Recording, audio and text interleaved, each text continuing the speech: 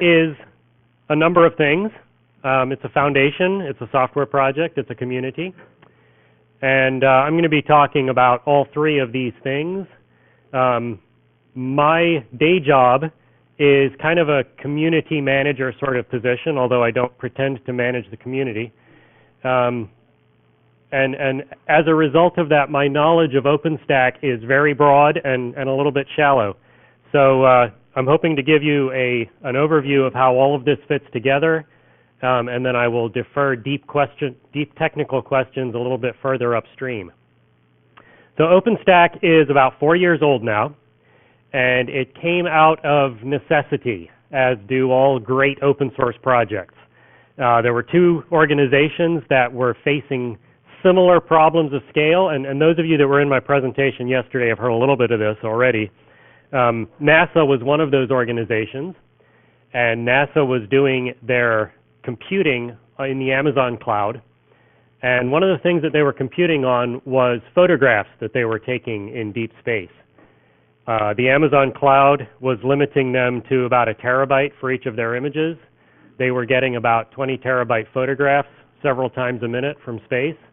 And so it's going to take them a couple years to upload a day's worth of photographs to Amazon to do their calculation, which wasn't quite fast enough. So they were doing some research about how to handle this internally. Meanwhile, Rackspace, one of our great sponsors here at this event, was having a similar question of scale on terms of computing. They had millions of customers wanting to spin up and spin down cloud instances every minute, every day, and they wanted a way to manage that more effectively than having lots of monkeys pressing buttons. And so these two folks met up at an event and said, hey, we're solving similar problems, let's get together. 4 years on, there are around 300 companies that are involved. This is a tiny portion of the list. This is a screenshot about halfway down the page of some of the companies. Well, I guess it's close to the top, isn't it? This is A through F. And there are about 300 companies that are involved at different levels of financial support or of technical support. It's a really cool organization to be part of because the technical management is done by the community, not by NASA saying this is what you need to implement, but it's all of these different organizations operating on an equal footing so that a company like my own organization, Red Hat, that has a large number of engineers involved, doesn't have any more say than a smaller company that just has 1 or 2 engineers involved. It's the best ideas winning.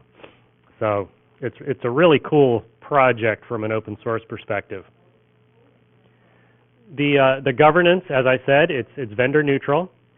Each project, and I'll talk a little bit more about the projects in a minute, each project appoints a technical leader for their project.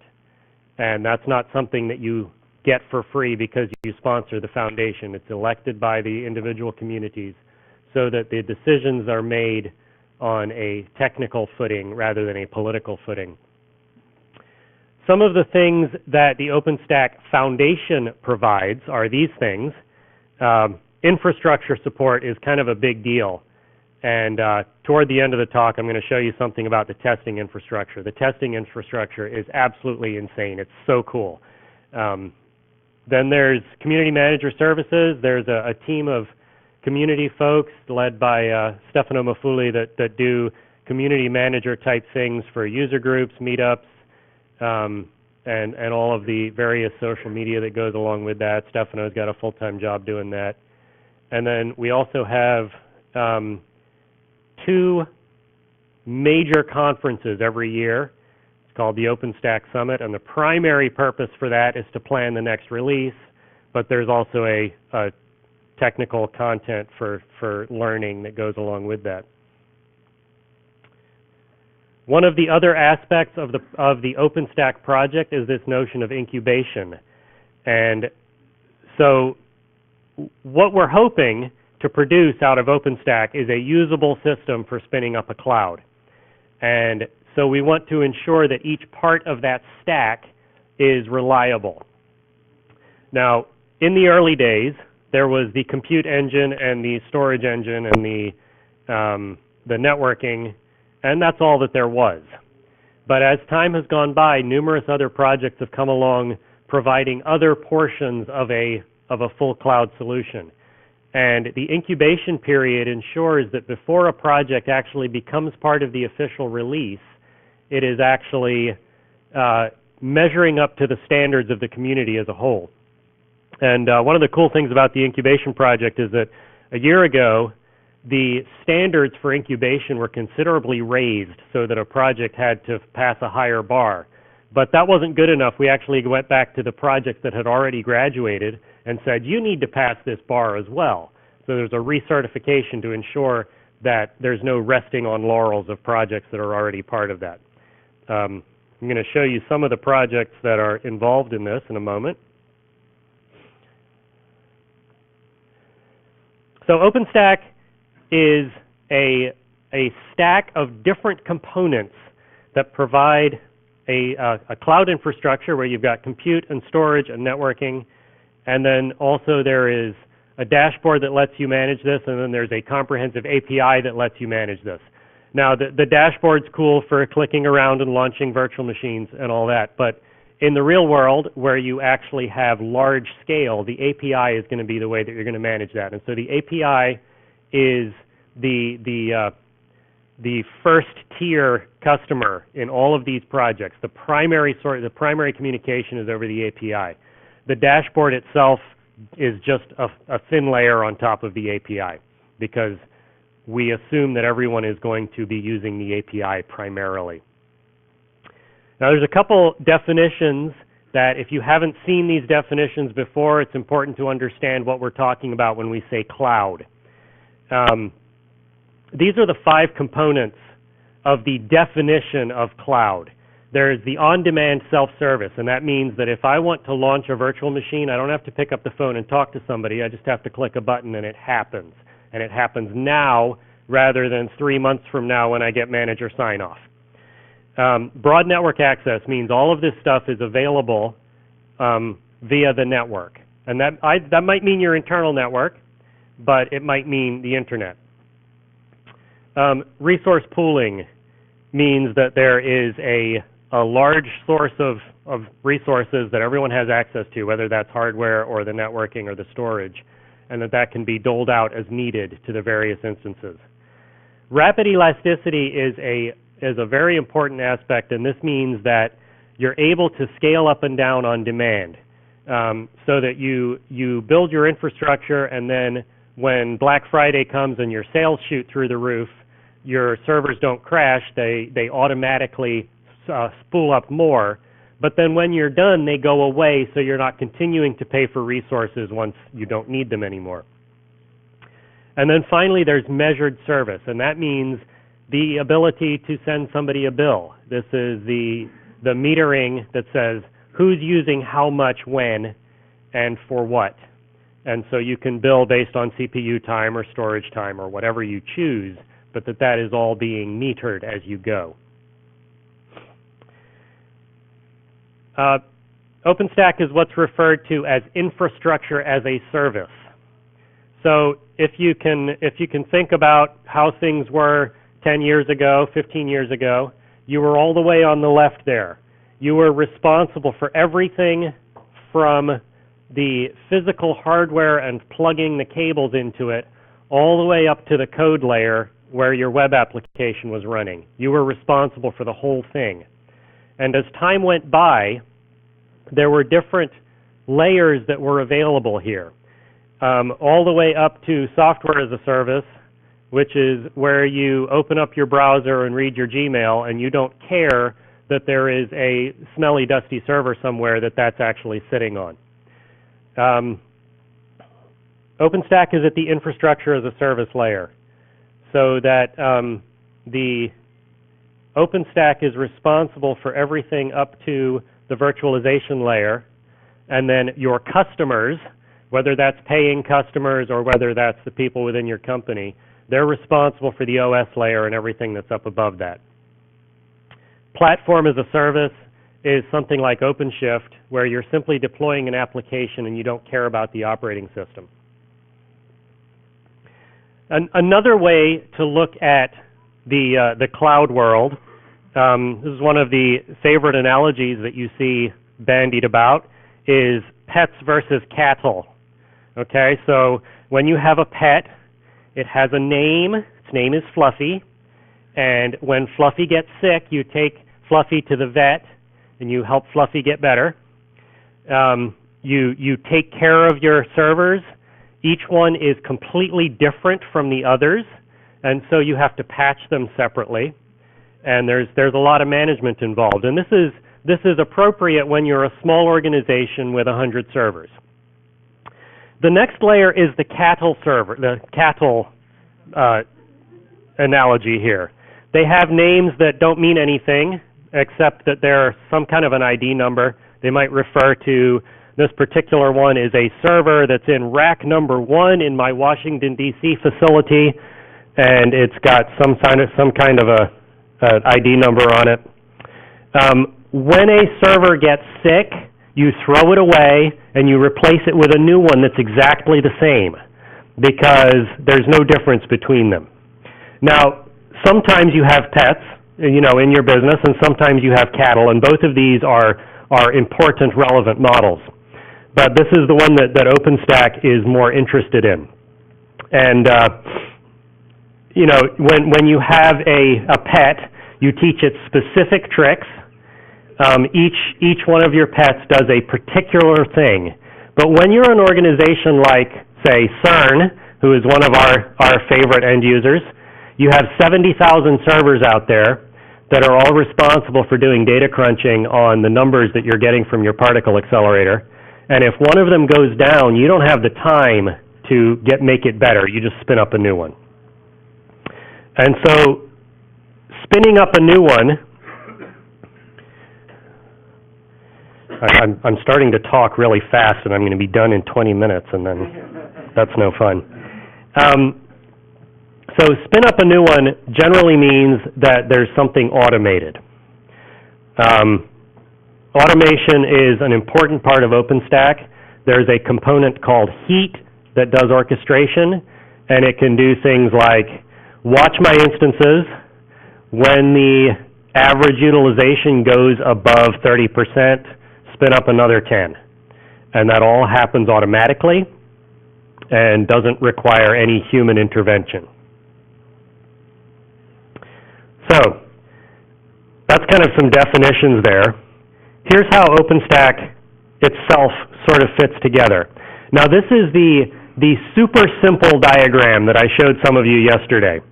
And this is the diagram from generation 1 of OpenStack, but it's a good way to start understanding how things fit together. There is the OpenStack shared services, and that's sort of the message bus. That's how the services communicate with one another. And running on top of that, you have these 3 critical components. Compute, that's where your virtual machines actually live and run. You have the networking, which is networking as a service, software-based networking. And then you have storage, which is your Ceph or Gluster or whatever farm of disks where your data is actually going, and that gets provided to the compute layer for them to use as storage. And then these all communicate with one another over the API. The dashboard over there is a web-based control interface, which is just talking to the API. Now, as time went on, other components were added to this system. And so here are some of the things that are now part of the system. You've still got this basic layer 1. Compute is still the main thing that you're going to be interested in most of the time. There's an identity portion, which means authentication. And that might be your existing LDAP backend at your company. It might be its own standalone database of authentication records. Glance is images. And then you have these other layers which are increasingly more optional as you go up. And you may choose to have any one of these components or none of them. There are organizations that just use Swift to manage their storage, and they don't use any of the other components. So you can use any one of these in conjunction with others or all by itself. I'm going to give you a quick overview of all the projects that exist right now. There will be a test at the end. These are in alphabetical order, which is, of course, the most obvious order to talk about compute resources. Bare metal is ironic. So there's two things here. There is what the service does, and then there's a code name. And some of these code names are clever, and some of them are inscrutable. But ironic is one of my favorites. Ironic is the layer that allows you to deploy physical machines as though they were virtual machines. Now, it sounds a little bit weird, but it's one of the places where I've seen this used is where you have an enormous rack of tiny little ARM boxes, and you treat each one of your ARM machines as though it were a virtual machine. You manage them as though they're virtual machines, so it gives you the management interface. But behind each virtual machine, there's actually this little Raspberry Pi, so that's really cool. Block storage is your server disks. That's called Cinder. Oslo is an abstraction that pulls out a lot of the common libraries that have been used all across the board that had been duplicated prior to Oslo's showing up on the scene. Nova, the name comes from NASA. Nova was the one that came out of OpenStack. But this is the compute layer. DNS as a service is the Designate project. Dashboard, the Horizon is the web dashboard. Sahara is a fairly new project that allows you to deploy Hadoop automatically on OpenStack. So you could have an enormous Hadoop cluster scaling as your data needs increase. That's still kind of young, but it's a really exciting project to watch. Trove is another one that allows you to do database pooling, and that can have PostgreSQL or MySQL behind it, and allows you to provide database as a service to your VMs. That's another one that's fairly new but incredibly fast moving. Deployment is difficult on OpenStack, as you can imagine, and as many of you have come and talked to me about at the booth. Deployment's hard because you've got all of these different processes that have to talk to each other. So OOO is an effort to provide a mechanism for deploying these things without losing your mind. The documentation project doesn't have a clever name, but is one of the most important parts of the OpenStack community, because without that we wouldn't know how to use anything. Keystone, authentication. And there's more. Glance is the image service. Now, I mentioned a moment ago that Cinder was the block storage. So these are two different things, two types of storage. Block storage is like your hard drive on your server. Image storage is where you put your virtual machine images and snapshots. And so when you boot up a machine, it talks to Glance to get the image that you're going to boot up. And you can save snapshots there. You can create backups using Glance to store snapshots. The infrastructure project I'm going to talk more about later. Key management is the security project. There's a message service. There's the networking. Networking is something that tends to be the most difficult part of OpenStack. And the Neutron project is steadily trying to make that easier. Not as fast as some of us would hope, because if you look at ask.openstack.org, which is our community question and answer site, I would say 75% of the questions on there are about networking. And it's complicated. Let's see, what else? Object storage, which is, again, a different thing from image storage. And this gives you a different way to do your storage. This is where you would do maybe Ceph or Gluster as an object storage backend. and orchestration, quality assurance, release management. Manila is a brand new project that I don't know much about yet. And then there is Ceilometer. And there's more. So last week, yes? Yeah. Okay, all right. Yep.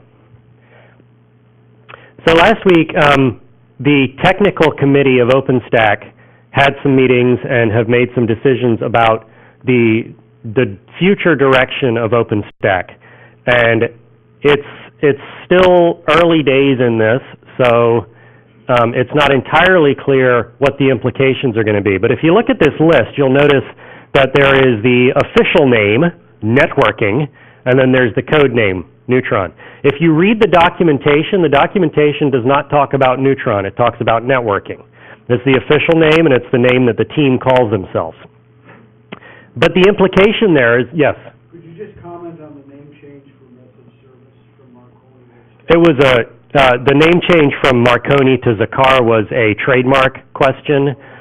We were just asked to pick a different name. And Zakar is the messenger of the gods in ancient Sumerian mythology. So it's actually a really cool name.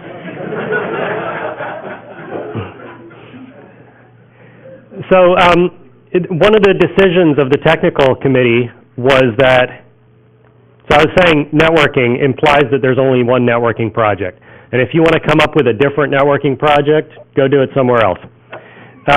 One of the decisions of the technical committee last week was we should allow some competition here. So we're not going to call it networking anymore. We're going to call it Neutron. That's now the official name of the project. And if somebody else comes up with a different networking project, more power to them. That sounds great off the top. I think it's going to cause some complexity in the community in the days to come, but I think that in the long run it's going to be to the benefit of all of us because it's going to provide a situation where better ideas are allowed to win and different ideas are allowed to coexist and you can pick the one that works best for you. It's going to be an exciting year. Oh, I'm sorry, I had a slide about that. So what else did we say in that meeting?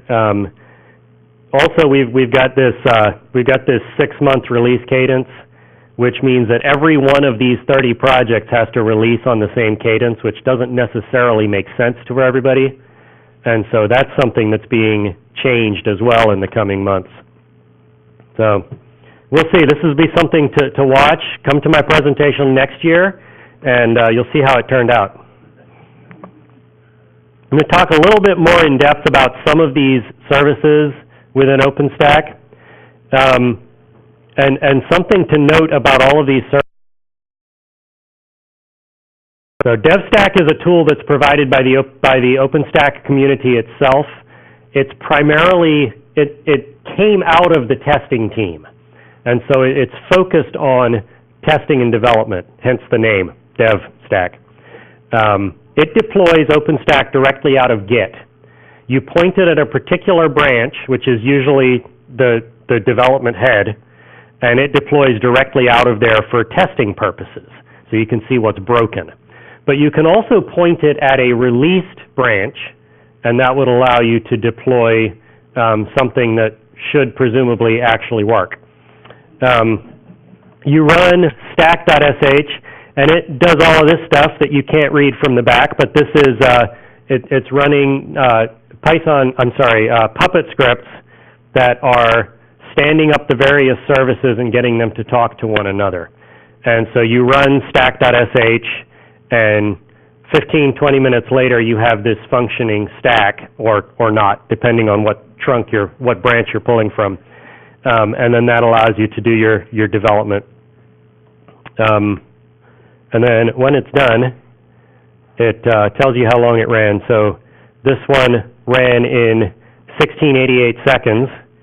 So I don't know, figure that out, how long that was, 10, 15 minutes.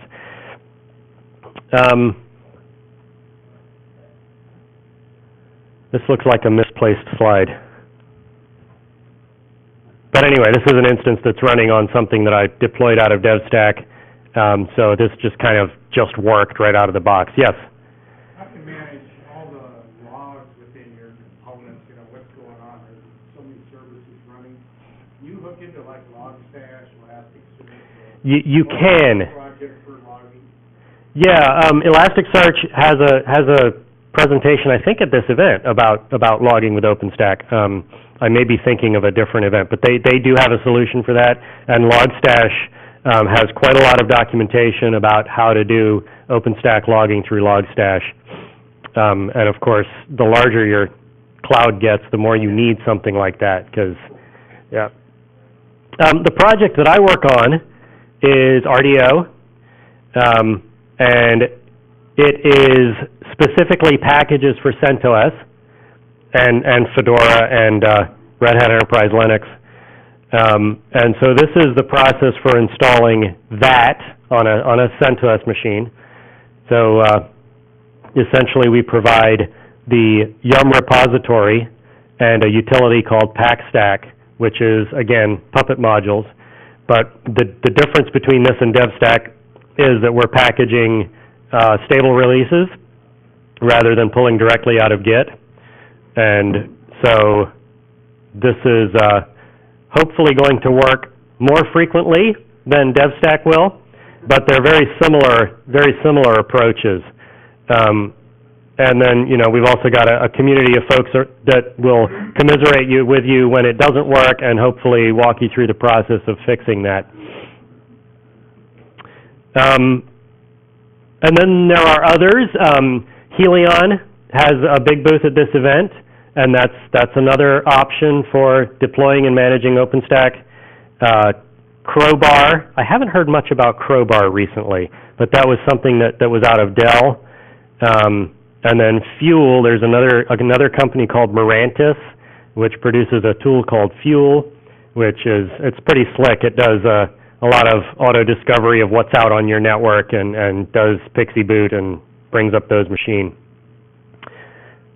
Which leads to the obvious question, why there's so many of this.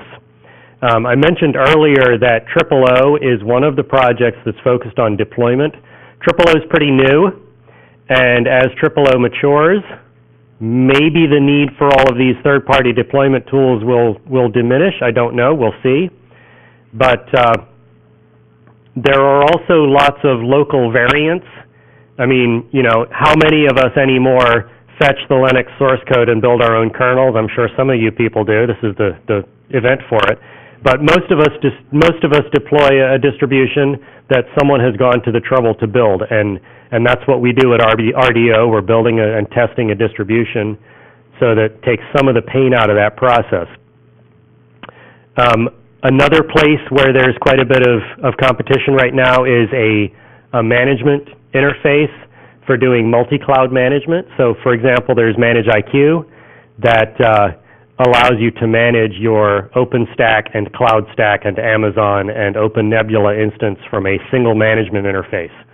So that's something cool to watch. I'm trying to figure out how much time I actually have left. Not a whole lot, right?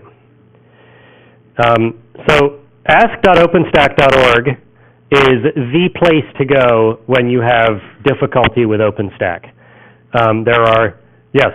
I'd like to ask, take a large but not CERN or NASA, how many Red Hat Enterprise Linux licenses would they need? I'm just trying to understand why you have so many flavors. I'm not able to answer licensing questions. I'm sorry. It's just not something I know something about. That's why you go with CentOS. I look at Red Hat as the industrial. Mm-hmm. And Fedora is pretty good too. So Red Hat does have a commercial solution, but I'm specifically not here to make a product pitch, and so perhaps we can take that offline afterwards. All right, sure. So ask.openstack.org is the place to go if you have questions about OpenStack. There are hundreds of OpenStack engineers that answer the majority of these questions within the first couple hours. And so it's really a great place to go, both to ask your questions and to look for questions that have already been answered The answers tend to be thoroughly documented. And then this guy right here, this is Stefano Mafuli, and he's the OpenStack community manager, and he watches this like a hawk, and if he sees something going unanswered, he tries to actually actively find somebody to come and answer that question. So it's a really helpful site.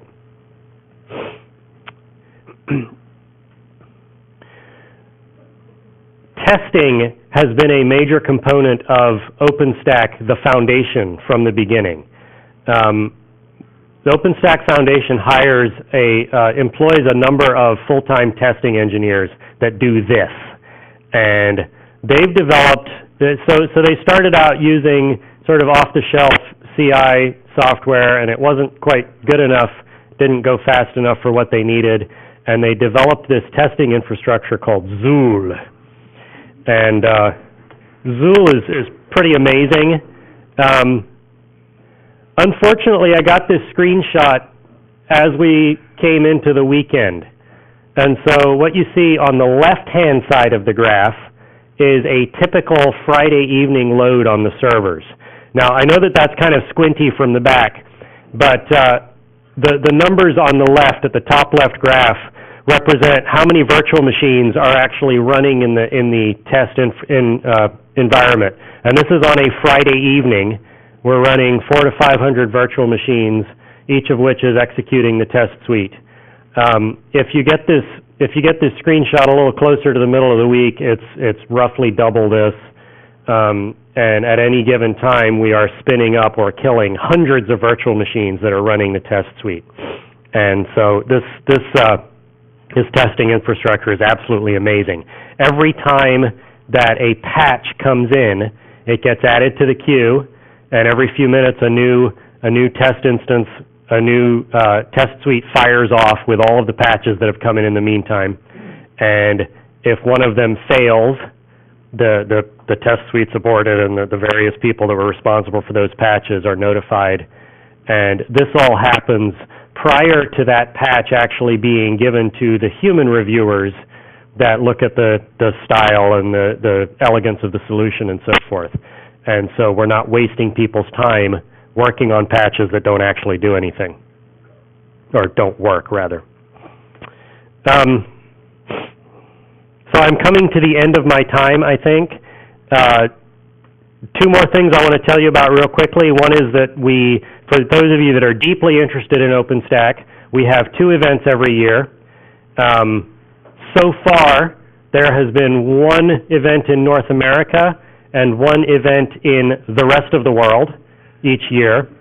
So last year, that was in Atlanta and Paris. This year, it's in Vancouver and Tokyo. And then next year, it should be back in Europe again. I'm sorry, next year. So this is in May in Vancouver. 4,000 or 5,000 OpenStack enthusiasts, and pretty much every engineer that's working on this from across the planet. So it's a really great event. The other thing that I want to mention real quick is that if you want to try OpenStack and you don't really want to spin it up on your own hardware right now, trystack.org is the thing to write down. That's the one thing to take back from this presentation if you didn't get anything else. This allows you to use OpenStack without the pain of installing it. It allows you to explore the administrator interface. And the link, oh, I'm sorry, I'm showing the, what the heck? I see this slide here, but it's not coming up. Anyway, I'm sorry about that. I don't know why they're out of sync. Trystack.org, and back at the Red Hat booth, I've actually got a video running that shows spinning up stuff on Trystack.org and what you might be able to do there. So that's it. Any questions? I think I got about 5 minutes left. I've got a mic here for the questions, so we'll pass it along. So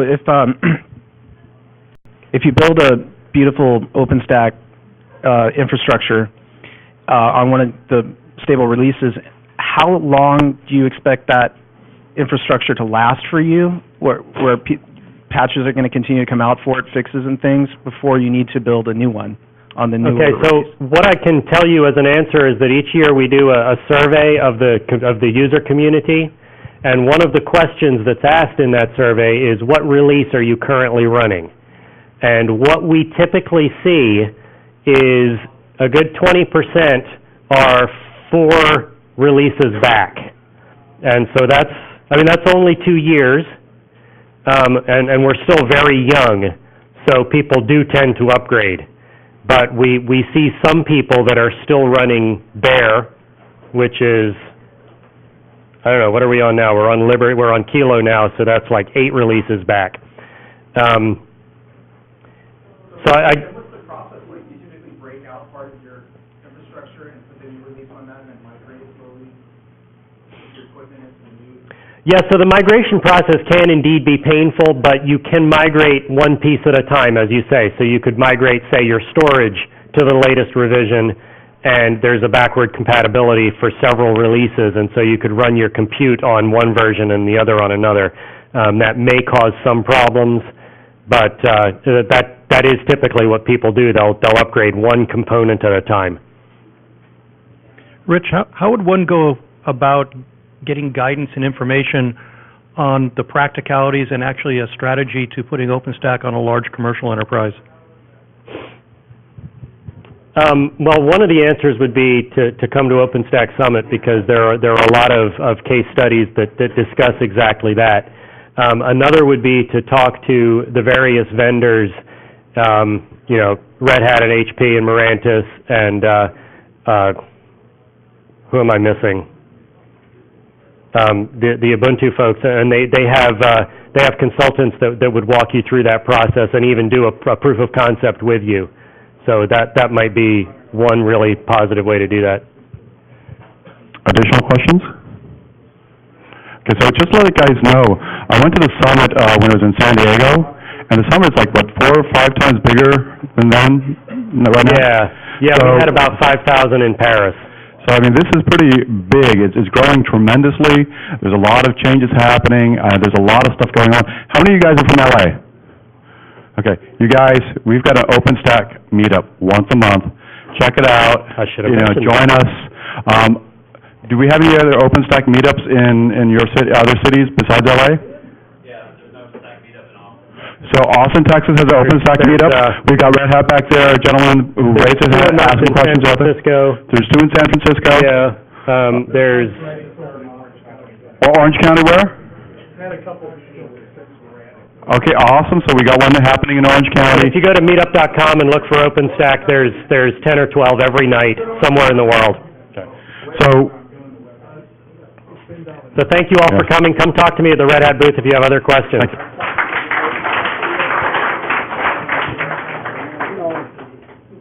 I'll start with the sensors. A couple years